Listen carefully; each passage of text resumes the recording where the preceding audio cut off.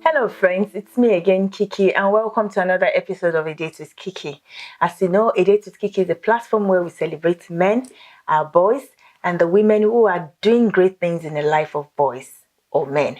The purpose of A Date with Kiki is to give men a platform to mentor younger men or even other men who are willing to find and understand manliness, purpose, and godliness. So, as you know, we've started episodes on Mother's Day, celebrating mothers. And so today, I've got my beautiful sis, Bisi Gbadebo, and her son, Bukumi Gbadebo, with us on set.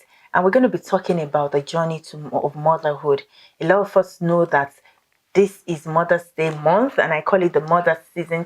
And so we're talking about different things around raising boys to godly men. So Bisi Gbadebo is an author of the book Get Wisdom, Get Understanding for Teens and Twins. This book is, I would say, is actually very good. My children and I have used it. It's good for devotionals. It just makes life easy. You know, walking you through the life of Proverbs, right? Walking you through the Proverbs and getting wisdom and understanding. She's made it so simple for teenagers to understand. You want to get your copy. Yeah. Now, let's move on to Bisi Gbadebo. She also runs a program for parents. I won't say for mothers because it's for parents. Called the Praying Parents. There's nothing that beats the place of prayer. And I enjoy those programs because you just go in there, somebody's leading you, and just in the comfort of your home, online, you're praying. And she goes on to post different prayer things. What I like about the Praying Parents platform is the prayer points are Bible-based. So we pray the word. And remember, when we pray the word, we pray power. Yeah. Thank you very much. There's another thing you do, the praise party. I went to the praise party last week and I danced my waist to pop. She's a woman that is full. And guess what? BC has got 4 amazing adults. Yes, I'll call them adults because her younger son is towards the end of being a teenager now. He's 17. That's the youngest child, actually, 17. So yes, I bet you say yes. She's one that should take us through the Praying Parents platform because I'm sure you wouldn't have done that without praying. A praying mother. Well done. Welcome. Thank you. Thank you. We'll be talking about BC. Bukumi is here as well. We'll go to Bukumi later, but we're here to celebrate mom and we'll focus on. Thank you so much for joining us. Thank you. Do you want to tell us anything I've missed about yourself, or you think I've done justice to that? You have done justice to it. Yeah. Oh, well done, Kiki. Thank you. Thank you. Yeah. Thank you. Now, to you, my first question is always, when you beheld the face of Bukumi, who is your first son? Not necessarily your first child, but your first son. How did you feel? What went on in your mind? That was how many years ago? 26 years ago. But you never forget that moment. Yeah. So when I saw him, I thought, wow, because we had this we call her grandmom. She's just like a grandmom to us here in London. And then she was so close to us, helping us out with the older one. She was there with me and she said, "Oh, Bisi, look at your son. Oh, he's like Oyibo." He was so light in complexion. You would think it's a, white baby. So yeah, it was an amazing moment. I can imagine. Well, for our viewers, Oyibo in Nigeria means a white person. So I'm sure you can tell looking at Bukumi. He's turned darker now. He's a lot darker now, but I can imagine what he looked like when he was young. But you're not too dark as well. Anyway. I used to be lighter than this. Exactly. But, so and that is light as well. So you understand where the lightness comes from. Anyway, thank you so much for sharing that moment with us. And so on the journey of motherhood, particularly as a mother to a son in England, how has it been? How easy has it been? Reading that question earlier, I was thinking, okay, how has it been? Actually, it has been fantastic. It has been, I would say I have peace raising him. No, there's no what do I do, or what's going on, or being anxious or worried about him. I would say the only time I'm worried is when they go out late. And I would say, please, let me know where you are. Call me, you're coming home late, you know, or call me, you're staying with your friend. I bet you still do that at this age. Oh, yes. Even at this, more at this stage, actually, than when he was a teenager. Younger. Yeah. Oh, dear. Yes, yeah. Just let us know, you know, with all the things going on all over, you just have to make sure that your child, I know where he is, you know, that, okay, I'm staying at my friends or I'm coming home late because I don't sleep if they're not yet home. Yeah, that's a mother for you. And then talking about the things that are happening, you live in London and you live in you're a mother who work with children, because I know you've also got this thing you do with children, this coaching you do for children, and you also work with parents. How is it in London? How do parents cope with this challenges around children starving, particularly our boys? How they cope, how mothers cope. I think what we have is God. What we have is that you know, to be able to trust in God and, you know, just commit them to God. That's what I have, you know, commit them to God. Father, these children, I commit them to you as they go out every day, you know, and cover them with the blood of Jesus, that, you know, God should keep them safe, even us as parents. Yeah, you know, it's all the things going on. Of course, more parents will be worried about their children every day, going out and not knowing what, you know, what could happen or where they are. So it's very important. That's why it's important for, you know, children to always make sure, you know, they tell their parents, okay, this is where I am. So at least, So moms and parents will be worried. Yeah, we would always be the parents. Yes, we'll keep last week Sunday in church we were talking about thoughts, and the teacher asked the question and said, so what are those worry thoughts that come up to you? And what most of us as parents say, oh, worrying about my children, particularly when they're not at home. And that's because of the things that happen. But one hope we have, like you said, is that we've got God and we know they're secured. Now to you, Bukomi. Mom just said a few minutes ago that she calls you, where are you? Tell us where. How do you feel when she makes that call to you at 26 years old? It's never gonna die. It's never gonna go away. I could be 45 years old, she'll still do it. But I know it's from a place of love, and she cares. So she wants to make sure that we're just fine and we're safe. So I'm never like, oh, she's calling again. I understand. So you don't mind, you understand. I don't mind at all. Oh, okay, good. I'm glad you don't mind, because I was going to say, okay, does that mean my children mind as well? But it's good to know you guys don't mind. I think about a few years ago, a teacher once said to me that she was talking to some students in school and she was saying, oh, my child. And then a teenage girl said, I wish my mom would ask me for once where I am. You know, and, you know, so when we don't do it, they actually want it. They might never come to tell you as a parent. So, yes, this is a tip for parents. They're never tired of you asking them. They enjoy because they know you care. Yeah. You know, I remember my children, sometimes I'll go, if you like, don't come home on time, I'm going to go to bed. And one of them once said to me, really? You sure? Let's try it. I said, don't try it. You know, so yes, that's the fun of being a mother in England. Yes. Now, Mom, tell us, would you say you're a disciplinarian or that subtle mother? Both. Okay. Bukomi, what would you say? Yeah, she's both. She's both. Yeah. Okay, so I'll pick on that subtle part of you now. So when you're going that mother will be mom will be mom, and you've been all nice and subtle, how does that come in to help? Helping in able to align the boys and make sure. So basically what I'm asking is, how has that helped you in this journey of motherhood or parenting your boys? Okay, that has helped me to kind of be calm, and also maybe, you know, I would say listen to what they have to say, or when they have their moment, I have to, you know, just allow them. Yeah. You know, particularly with the boys, they have their moment.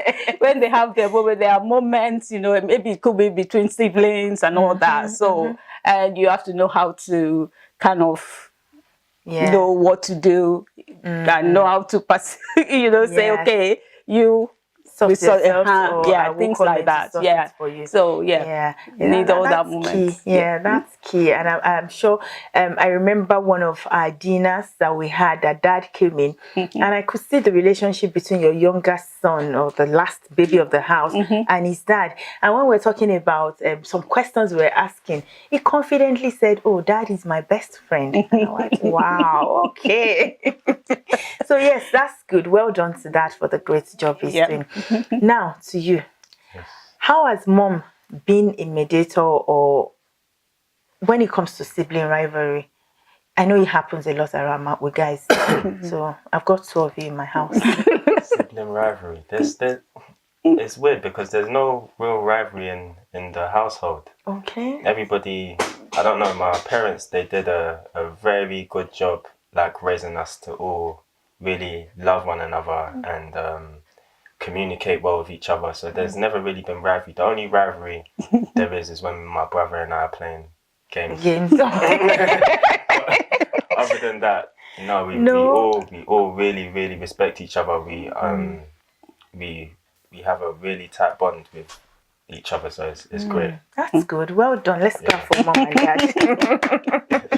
Well done. Thank God for the grace. And that's an amazing testimony to say that you raised them. And I think one thing that we need to pick from what Bukumi said is Mom and Dad raised us to have a close bond and respect each other. So you don't just talk to the other person anyhow. You have to talk with respect, number one. Number two, you don't just disrespect even their properties, because one thing I know that causes sibling rivalry, particularly when they're of the same age or close, is using each other's things. I can cut you off and say now that we're unwrapping my younger brother. So He's gonna see this. He has the tendency to take small things like my socks. Or he'll take my jacket, and it'll be the day that I need it that he's taking it. Okay. That will be the only issue. But other than that, But that's okay. Now, would you say that's rivalry? Because it is. Yes, I don't like it.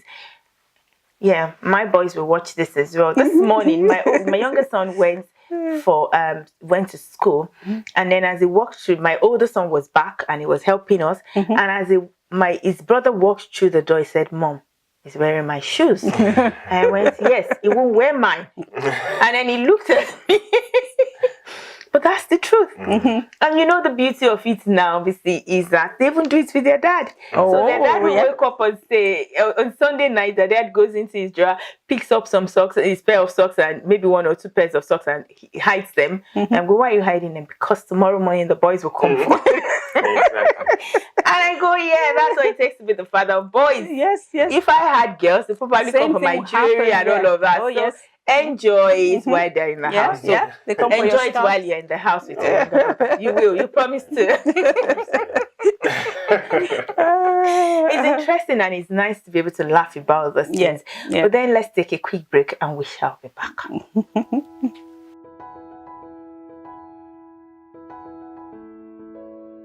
Welcome back to A Date with Kiki, and thank you for staying tuned. Yes, we're back now, BC and Bukumi. Oh, Bibi, I just realized that. Yes, Bukumi, to you now. Yeah. Growing up as a man, we all see that you're a fine young man, husband material.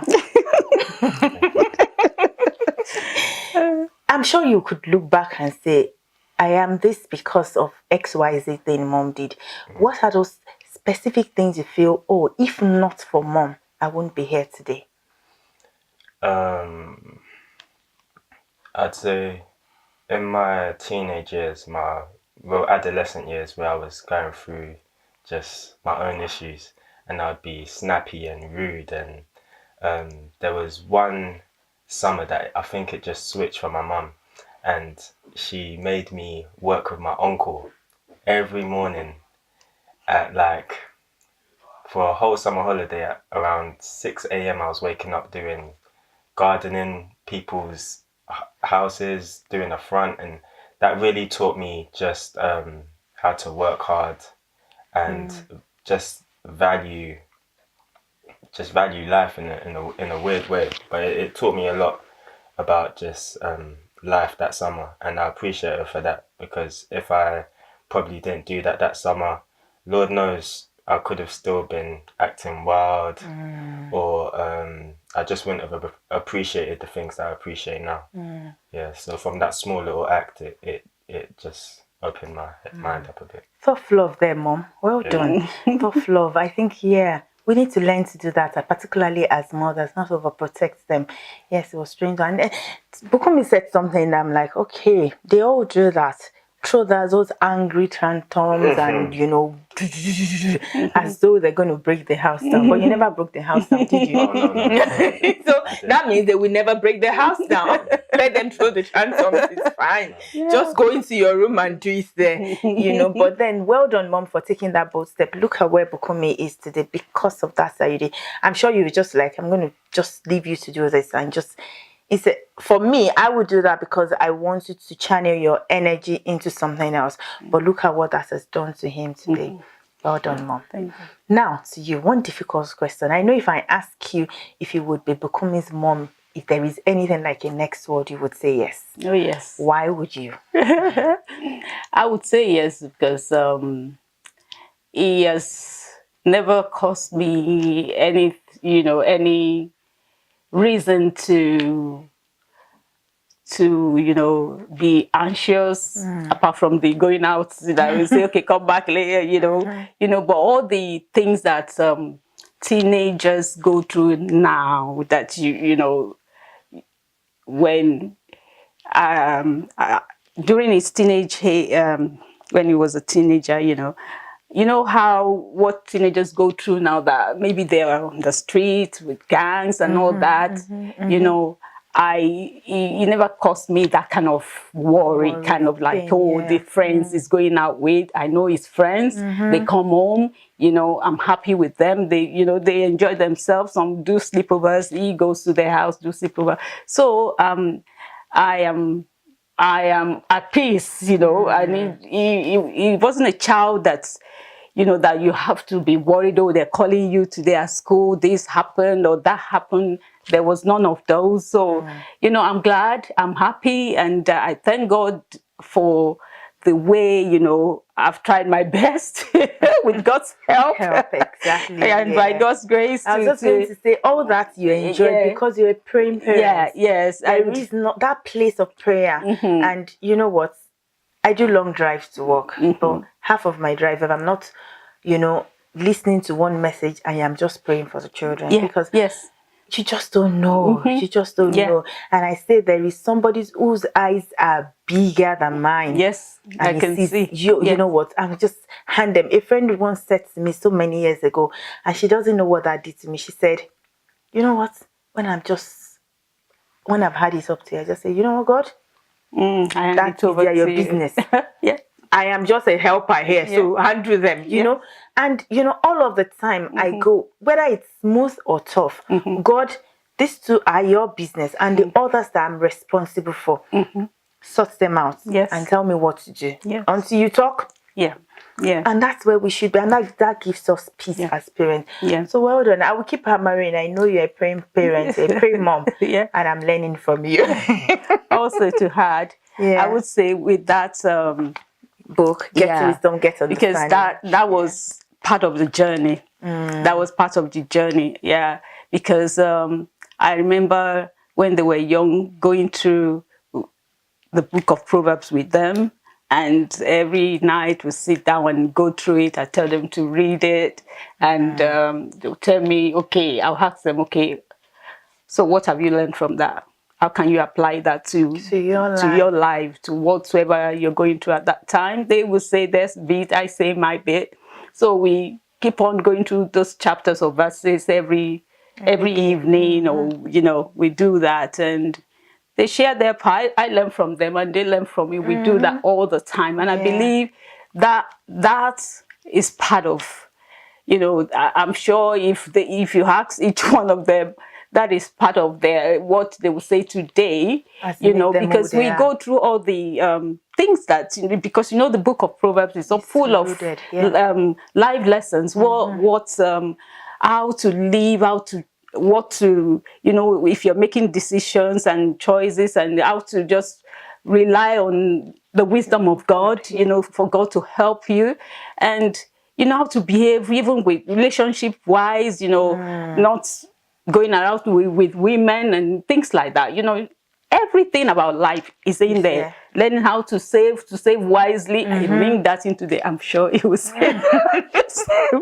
how to invest, you know, in different areas, anger, all those things. So that was, you know, what came about, okay, so how the book came about. So the as well. book is actually, we should say the book should be, we should have their names here instead of your name. It's dedicated to them anyway. Compiled by BC Gbadebo, but written by the children. So but that's a good one. I remember when I was going to uni so many years ago, my father said to me, read a proverb a day, read a chapter of the book of Proverbs a day, and you would be wise. And I think, yes, I used to do it with my children. It's time to go back to that. We did this book. I think we should do it again. You never get enough, because as you read, you get more understanding. Thank you for bringing that up. Parents, that's another tip. Read a proverb a day with your children, and they will be wise. Amen. Thank you so much. Thank you. Now, back to you, Uncle Bukomi. This is a bit of a tough question, but I'm going to ask you anyway. What's that one thing you did as a teenager? Growing up, you're a grown man now, so don't worry, you won't be grounded. Your phone won't be taken off you. What's that one thing you did as a teenager growing up that you felt, Mom mustn't hear of this?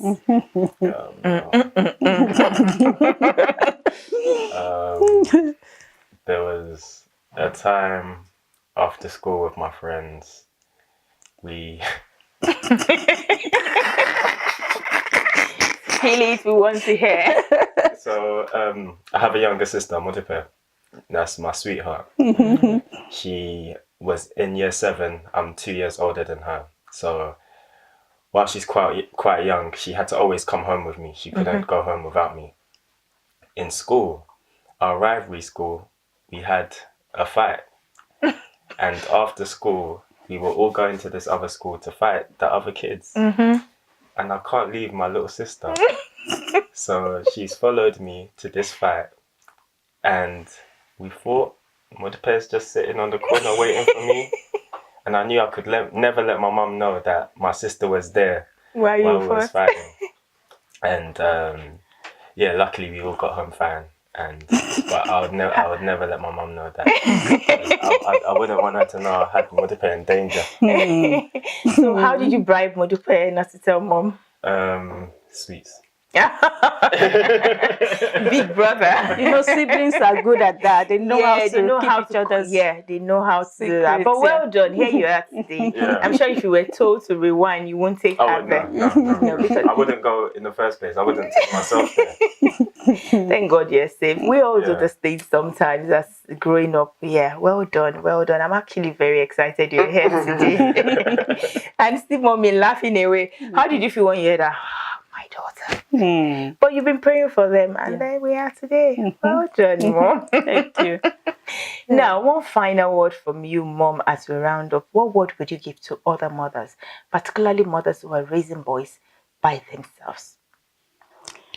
So, what I would say to mothers is, to commit their children into God's hands. Is the only one that can take care of them, and help the children in that journey as well, to know God, to know the Word, and like we said earlier, read the book of Proverbs with them, share it with them. It's full of things that you can't even express yourself. When you read that book, with them, you share it together, you'll be able to touch on every aspect of their lives, and to show respect, to honor. To honor their parents, to honor you as a parent is very important, because as the Bible says that if they honor their parents, they will live long. Very important. And also to teach them to learn how to cook, teach them how to make. You can cook, you can make any. So if I don't want to make anything, they sort themselves out. Yeah, I think that's important. I've taught mine to cook okay, at this stage, learn to cook the food you like. Yeah. So you don't come bothering me. I Yeah. cook for my husband. But if I'm cooking and you don't want to eat what I've cooked, cook what you like. Yeah. Yep. So happy days. So yeah, and also to be able to do chores in the house, not you going about the place doing this, doing that, and they're just playing games or doing something. Let them be part of it, because one day they're going to have their own family, you know, and they have to they have to be able to, you know, take care of their home and their wives as well. So that is important, to show respect themselves, respect others, and also just keep on praying for them, keep on blessing them and showering them with love and prayer and prayer. Amen. That's what I would say. Thank you very much. Thank you. And those things, I would say that doing those things with your children, you're not only sowing seeds into their future, you're creating memories for them. They remember the times I love to sit on my bed with my children, because I remember the times I sit on my mom's bed to chat with her and my dad. So those memories are key. And when we're sitting on the bed, we're talking about a book of Proverbs, or you're teaching them in the kitchen how to cook, how to do the chores around the house. You're investing into the future and creating memories with the children. Also, not to forget to always probably find the time to have your time together, like maybe just playing games. We play, leave their phone and just focus on just play something together. We dance, we want to dance, we do our dance, you know, things, just fun things as well, you know, that you can do with them, not just all about work, and all that, you know, have other times that you create a balance. Yes. I love that bit where you say you dance. We love to dance as well. And then play board games with them as well. Yes. But they love it when they have to teach you to play those games. Oh, yes, they taught me how to play. What was that? Monopoly. And I never get it. But next time we're playing it, they teach me again. Happy days. Now to you, Mr. Bokumi, finally. I want you to look mom in the eye and tell her why you really appreciate her, considering it's Mother's Day season. What you appreciate about her and why you appreciate her that much. Oh, this is gonna be hard. Really? No, to look in your eyes. Yeah, you have to look in the eyes. Okay. Mom is all set. I appreciate you because of everything you've done for us. Just growing up for myself. I never really realized how much how much you've done for us until I got into uni, and I came back and I was like, oh, wow, like mum she's really, really tried for me especially, because she's noticed that I've noticed she sees what I'm good at, and she will try and just push me to keep going, keep doing it, and I appreciate that so much. I appreciate just all of the times that you've prayed with us and you teach us everything in Proverbs, just about how to be wise, how to maneuver in life, and to respect others, and the very small things like the chores that we do in the house is lessons that you can use in all aspects of life, and I appreciate you for that, because it's made me who I am today. The outlook that I have on life, the way I perceive certain things, it's all because of her. So yeah, thank you. Well done, Mom. Thank you. That's an awesome testimony there. Thank you very much for coming, for all that you've said. That's so nice. And well done, Mom. To celebrate you on Mother's Day, we've got a gift for you. And I'm sure this is your first Mother's Day gift for the year. So here you go. Happy Mother's Day, Mommy. Thank you so much for everything. Not just for Bukumi and his siblings, but for every other child you take charge of and you pray for. We love you and we appreciate you. Thank you. Thank you very much. Thank you so much, viewers, for staying tuned. I hope you've enjoyed this as much as I have. I'd like to know how Mother's Day is going for you or has gone for you. So please remember to comment below and share your thoughts. And then if you have any tip for mothers, remember to comment and let us know that. Lastly, get your copy. Get Wisdom, Get Understanding by BC Bedibo. Thank you. Love you.